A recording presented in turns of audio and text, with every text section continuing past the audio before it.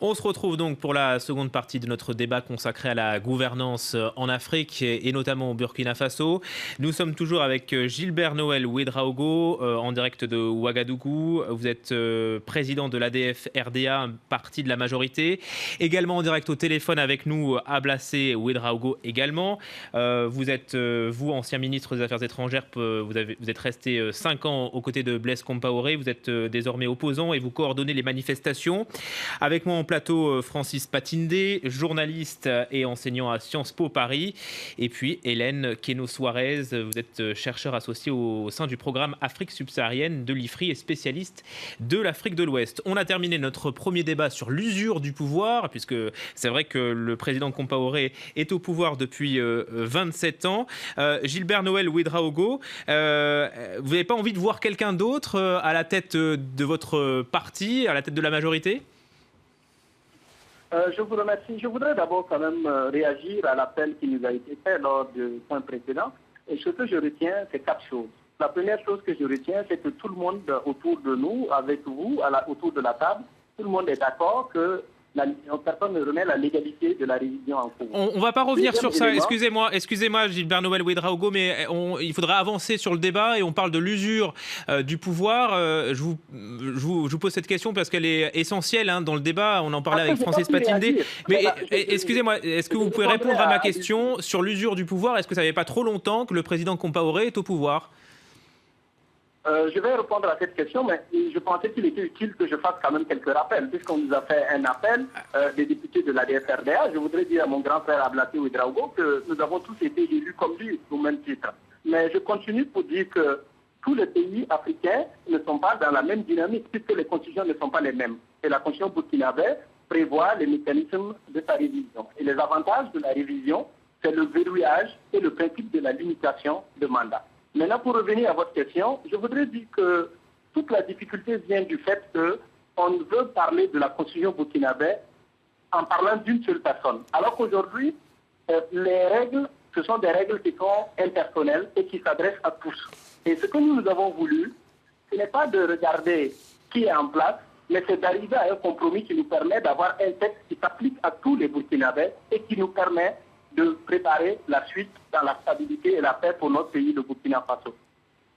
Mais finalement, qu'est-ce qui va apporter de plus en 5 ans, Blaise Compaoré ? Ce que je pourrais dire, c'est de vous dire qu'aujourd'hui, il faudrait que les uns et les autres se retiennent que le fait de pouvoir être candidat ne veut pas dire être élu. Vous avez des exemples, vous avez parlé du Sénégal, vous avez l'exemple de la Côte d'Ivoire. Au niveau du Sénégal, par exemple, le président Ouad lui-même a battu le président Abidou alors qu'il était au pouvoir. Au niveau du Sénégal toujours, le président Abdoulaye Wade lui-même a été battu.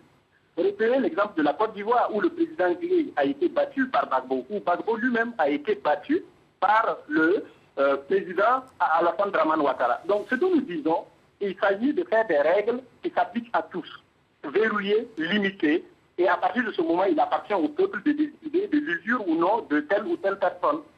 Mais ça appartient pas vraiment au peuple. Ablassé Ouedraogo, vous êtes opposant. Ça dépend surtout des partis qui mettent leur tête d'affiche aux élections.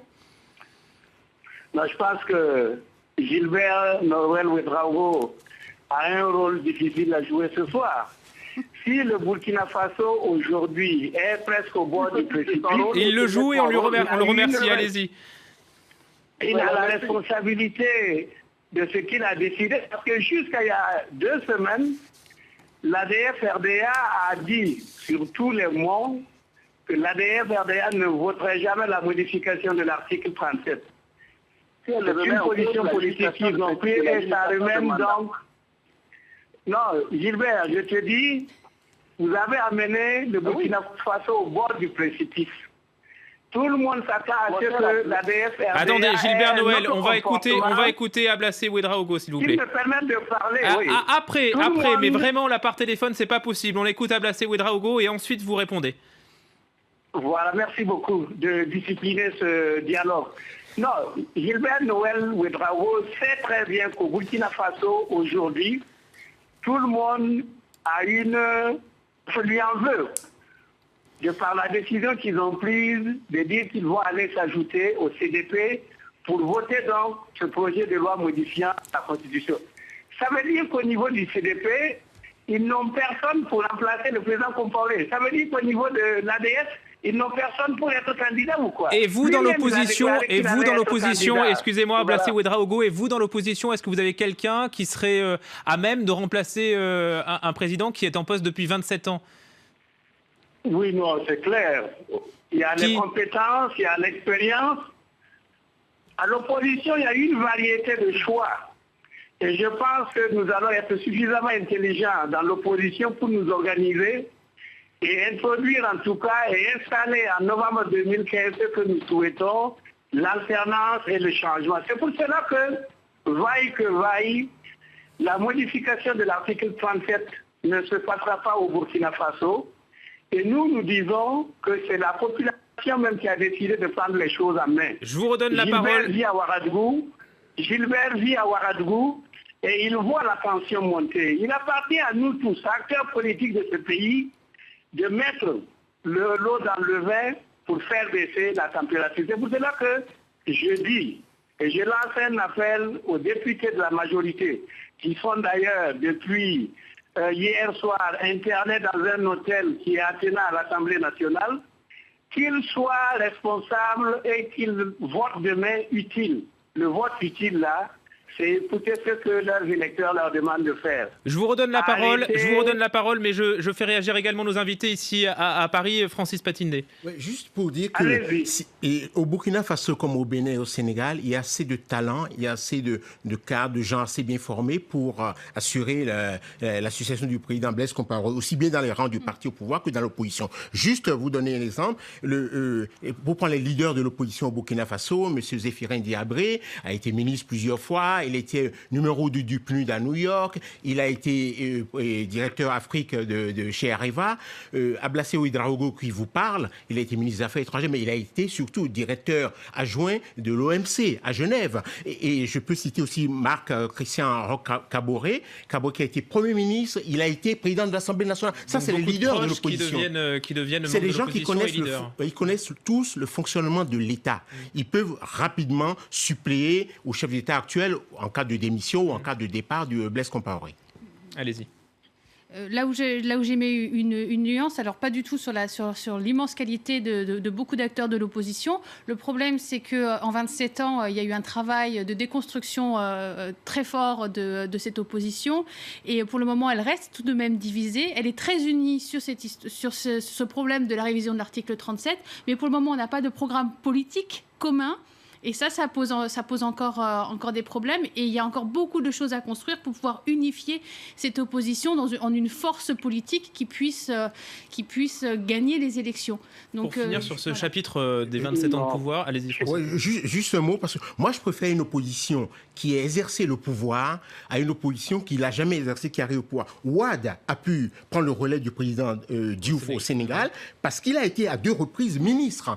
Et il y a dans des pays africains des gens qui arrivent au pouvoir suprême sans avoir été maire ni conseiller municipal. Et au Burkina Faso, ils ont tous exercé. Et ça, c'est l'avantage aussi de pouvoir exercer le pouvoir d'État. Juste pour revenir sur Blaise Compaoré, Qu'est-ce qu'il craint, le président?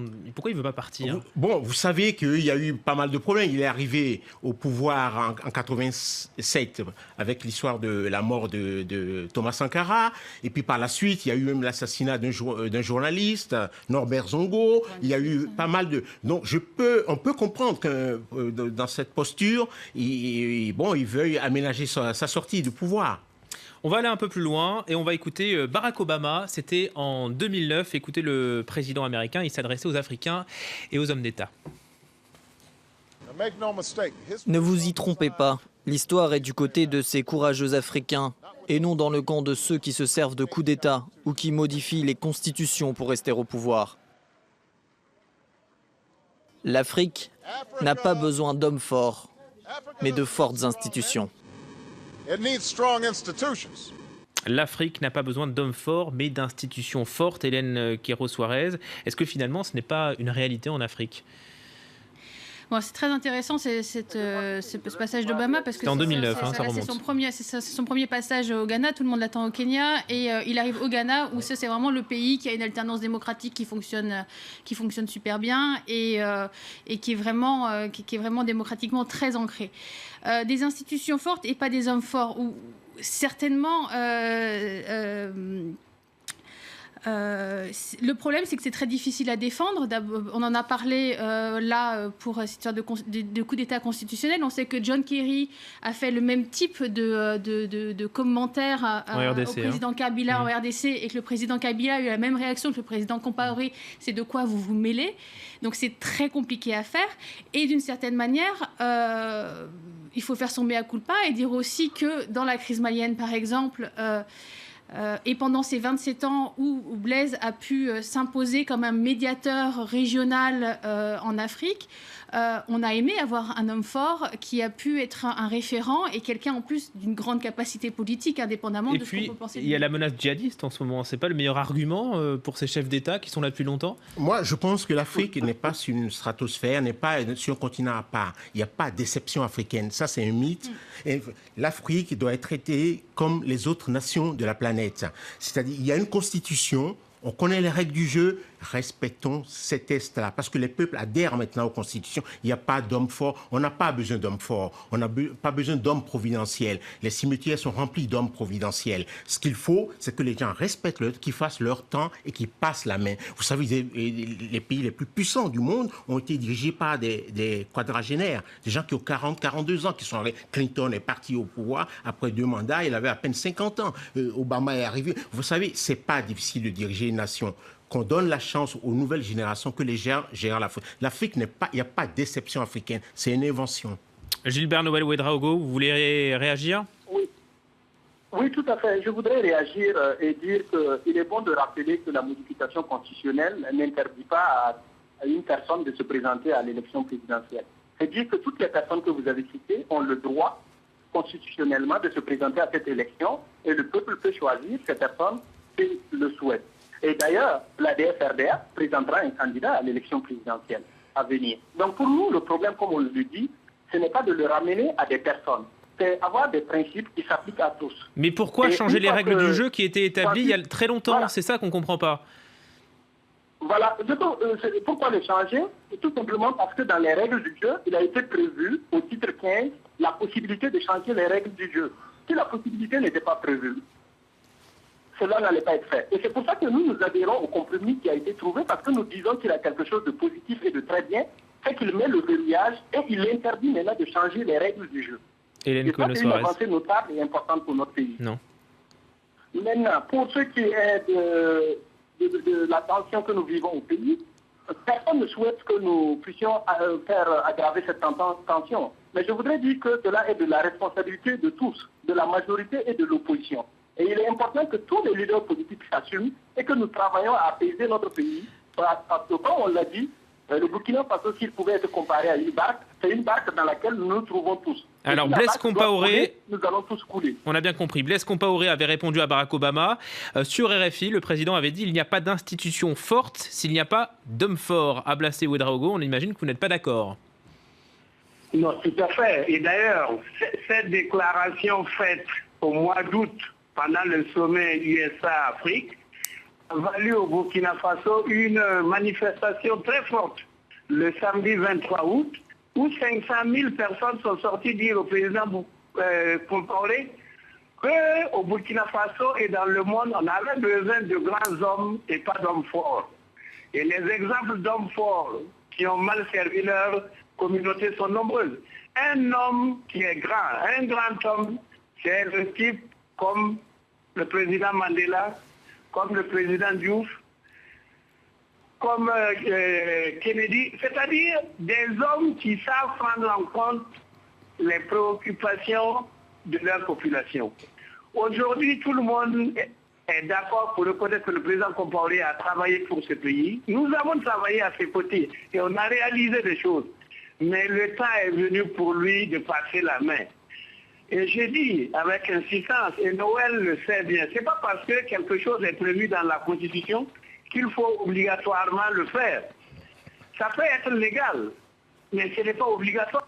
Et au moment présent, le Burkina Faso aspire au changement, aspire à l'alternance. On va reparler. Au Burkinabé cette chance-là. J'aimerais qu'on revienne, Francis Patindé, sur cet échange entre Barack Obama et Blaise Compaoré, échange pas forcément direct. Les États-Unis sont en pointe sur ces questions de changement constitutionnel en Afrique? Absolument. Et d'ailleurs, le département d'État a publié hier donc, un communiqué pour rappeler que l'Union africaine interdisait les révisions constitutionnelles. Parce que le problème en Afrique, il n'est pas interdit de réviser une constitution. C'est prévu par toutes les constitutions. Et puis ça regarde le pays. Mais pourquoi focaliser toujours sur la durée du mandat? On change, on modifie une constitution pour un mieux-être de la société, pour se mettre au diapason de la société, pour apporter de nouvelles libertés aux populations. Mais en Afrique, les gens focalisent, ils veulent réviser, mais uniquement sur la durée du mandat. Donc, le département d'État a fait. Aujourd'hui même, le président de la Commission des Affaires étrangères des États-Unis, du Sénat, a publié un communiqué pour rappeler aussi que c'était illégal et qu'eux aussi ils se rangeaient derrière les trucs de l'Union africaine. La France est un peu plus silencieuse sur ces questions? La France est dans une position extrêmement compliquée.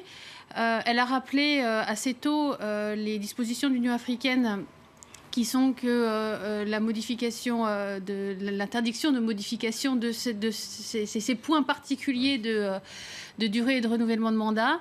Mais dans le même temps, il y a toute la dimension stratégique du Burkina qu'il faut pas oublier dans le contexte de l'intervention au Mali, le fait qu'il y a des bases, que le Burkina a été d'une grande aide pour cette intervention, et donc du coup et que Blaise Compaoré était un médiateur important. Et donc, du coup, elle est vraiment dans cette ambivalence.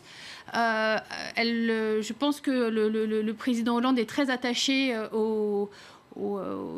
ce que les présidents soient bien élus la stabilité sur le continent, politique. Mais il y a aussi la stabilité politique. Et là, pour le moment, on ne sait pas s'il y a de bonnes solutions de sortie de cette crise. Donc, c'est très compliqué. C'est pas forcément une stabilité politique. Non, voilà, c'est ça. On peut avoir l'instabilité parce que quelqu'un reste aussi. Il s'agit pas de... Et en revanche, ce que je voudrais ajouter, c'est que le président Hollande a écrit le 7 octobre dernier une lettre au président Blaise Compaoré pour rappeler la position française. La France fait dans la discrétion, mais je pense qu'elle est au diapason des Américains. Est-ce que, pour ouvrir un peu, avant de revenir sur le Burkina Faso, on rejoindra nos invités à Ouagadougou, sur l'Afrique plus généralement, on a parlé du Sénégal, est-ce que c'est l'exemple type d'un pays où règne un bon modèle de gouvernance?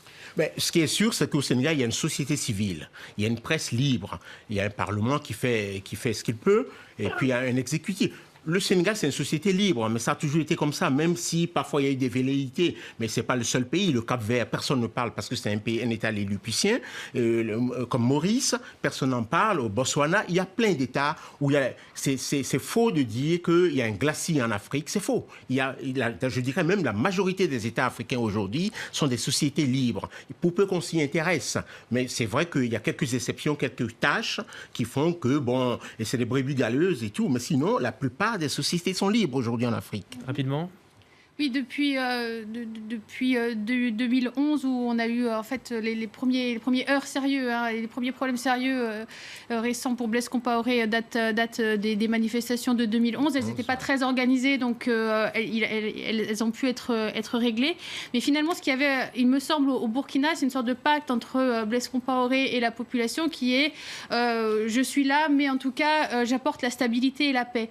Et du coup, le problème, c'est que la croissance burkinabé, par exemple, créer des disparités plus fortes et donc remet en cause cette stabilité, qu'il y a eu pas mal de problèmes de justice, il y a des problèmes de corruption qui posent problème aux jeunes et qui remettent en cause cet accord un peu tacite, je dirais. Alors j'aimerais pour terminer qu'on rejoigne Ablassé Ouedraogo, vous êtes donc opposant pour bien qu'on vous identifie. Demain, ce sera une journée cruciale puisque le Parlement va se saisir de cette révision constitutionnelle. Certains opposants comme Émile Pargui-Paré veut un printemps noir sur le modèle des printemps arabes. Est-ce que vous êtes sur la même position? Non, certainement que l'heure est très grave pour le Burkina Faso. Et je voudrais dire avec insistance que voter une loi n'est pas une fin en soi. Ce qui est important dans l'adoption d'une loi, c'est son application. Là, nous sommes devant une situation où la population, dans sa grande majorité, et les manifestations que nous observons depuis cette semaine-là l'indiquent, les populations n'en veulent pas. Même si vous votez cette loi-là, comment est-ce que vous allez faire pour la mettre en application? Ça veut dire que le pays va être engagé dans une situation, dans un cycle où ça sera honnêtement une situation où il n'y aura pas de paix, où il n'y aura pas de stabilité, il n'y aura pas de sécurité, il n'y aura même pas de fraternité. On va contribuer à élargir la fracture sociale. Nous disons à nos frères de la majorité, le pays appartient à tous les Burkinabés et ce sont tous les Burkinabés qui devront le construire. Ce que nous voyons depuis lundi, parce que, comme vous l'avez si bien dit, l'opposition a manifesté hier. Ce matin, c'est la coalition contre la vie chère. Il y a les greffiers qui sont en grève depuis lundi. Donc, au niveau social, c'est un véritable melting pot. Oui, il y a des revendications sociales, économiques et politiques. On l'a bien compris. Merci beaucoup, Ablassé Ouedraogo. Non, je termine. Et qui nous dit, très rapidement, parce qu'on va rejoindre Karim. Qui nous garantit que voter la loi là va permettre non seulement aux députés qui l'auront voté là, de pouvoir continuer à représenter leurs électeurs, ou bien même de donner au pays des garanties de stabilité et de paix sociale. Ce qui est important pour la population, c'est la garantie de la paix sociale. Merci Ablassé Ouedraogo. On suivra ces manifestations. Comptez sur nous, sur France 24 demain. Donc, tout de suite, on jette un œil sur les médias avec Karim Yaoui.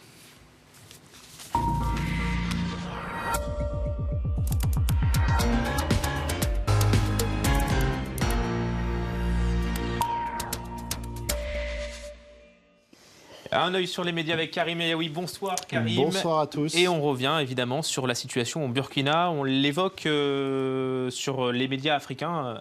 Notamment, évidemment. Alors, ce qui est intéressant, c'est qu'on ressort sur les réseaux sociaux ce numéro de Jeune Afrique qui date déjà de quelques mois. À l'époque, Blaise Compaoré évoquait cet article 37 en expliquant qu'il n'avait pas encore décidé ce qu'il allait faire. Mais on retient sur Internet surtout cette phrase « Il faudra bien partir un jour ». La question, c'est quand ? Et surtout, comment? Alors évidemment, sur les réseaux sociaux, certains considèrent que c'est justement le moment. On a beaucoup partagé ces images de manifestations massives, très importantes, qui ont marqué les esprits, parce que sur 17 millions d'habitants, il y en avait beaucoup qui étaient dans la rue. Alors un certain nombre de sites, notamment celui de Paris Match, a relayé ces images, les images de son reporter, avec des textes parfois très virulents à l'égard de Blaise Compaoré. Blaise Compaoré est notre pire Ebola. Le peuple est en danger, désinfectons-nous. C'est des choses qu'on pouvait lire au milieu de ces manifestants. Et puis, évidemment, des appels à ce qu'il quitte le pouvoir, comme celui de Jean-Claude, qui dit qu'il est encore temps pour Blaise Compaoré d'aller dans la dignité. Pourquoi le pouvoir fait-il perdre la tête à nos dirigeants en Afrique, dit-il. Et puis, on a vu apparaître un compte Twitter, Compaoré dégage.